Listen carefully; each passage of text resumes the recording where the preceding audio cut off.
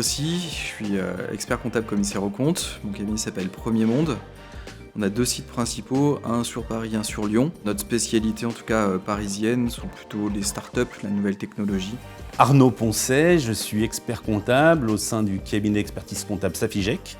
Je suis particulièrement en charge au sein de Safigec de la direction système d'information et digitalisation. On est sur une journée donc rencontre avec quelques cabinets d'expertise comptable pour échanger sur l'ensemble des fonctionnalités, que nous on puisse exprimer nos besoins, qu'IPZ puisse nous faire part en fin de compte de sa feuille de route et qu'on puisse essayer d'être en co-construction sur l'outil. On a l'impression d'être aussi acteur aussi du coup du développement d'iPadAt et puis de rencontrer des confrères qui l'utilisent. iPadZat est arrivé un peu par hasard, par l'intermédiaire d'un client qui utilisait iPadZat et qui nous a fait connaître en fin de compte la solution.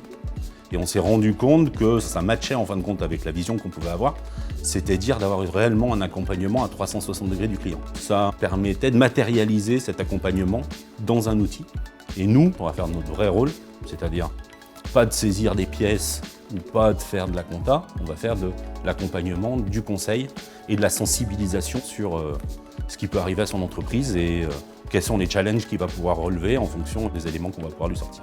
On était déjà 100% dématérialisé et avec énormément de clients qui nous ont finalement imposé des drives, mais il y a déjà au moins 5 ou 6 ans de ça facilement, et on passait effectivement des heures à pointer et de basculer d'un drive qui est devenu la boîte à chaussures numérique à une plateforme collaborative comme iPadAt.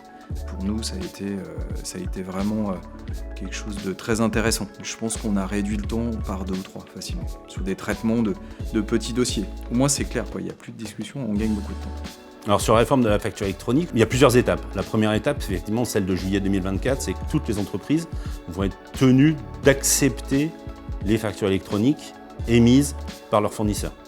On est quasi dans l'obligation d'accompagner notre client là-dessus, sur ces sujets-là, le sensibiliser, et iPadAt est un outil très adapté à l'anticipation effectivement de ce chamboulement. iPadZat est déjà l'outil qui permet de faire ça sans l'obligation liée effectivement à la réforme de la facture électronique. Donc si on sait déjà l'utiliser aujourd'hui, je pense qu'on a un avantage concurrentiel. Moi, mon principal objectif, c'est qu'on gagne du temps, que le client évidemment lui aussi gagne du temps, que tout le monde y trouve un intérêt.